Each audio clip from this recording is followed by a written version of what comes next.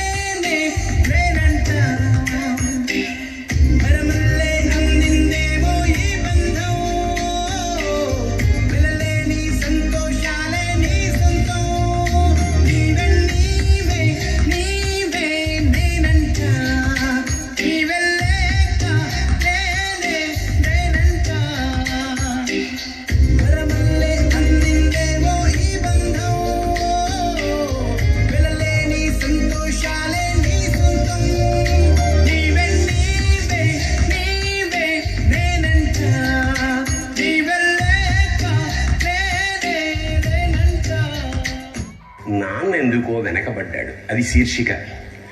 అమ్మ 9 నెలలు మోస్తే నాన్న 25 ఏళ్ళు. రెండూ సమానమే అయినా నాన్న ఎందుకో వెనకబడ్డాడు. ఇంట్లో జీతం తీసుకోకుండా అమ్మ, తన జీతం అంతా ఇంటికే ఖర్చు పెడుతూ నాన్న.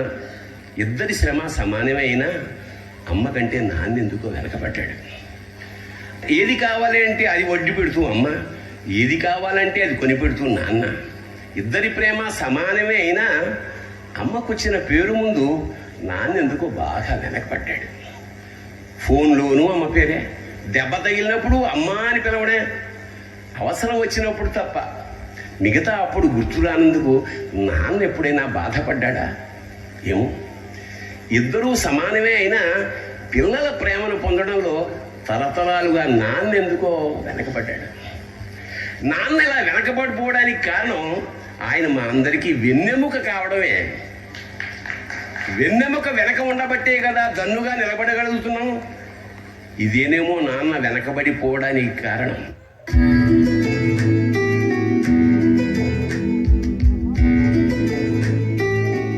నానా, దేవుడు ఎప్పుడు కనపడినా దండం పెట్టుకోమంటాడు నానా. అడిగినవన్నీ ఇస్తాడు కాబట్టి. అన్ని ఇచ్చేవాడిని దేవుడు అనరు, నానా అంటే.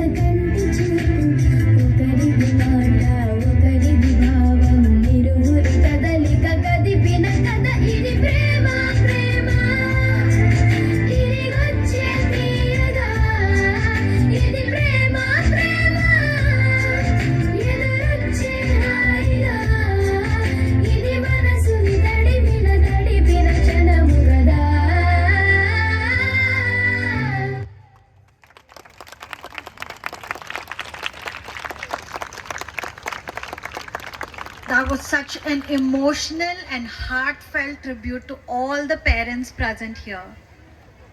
I thank the students for their wonderful performance.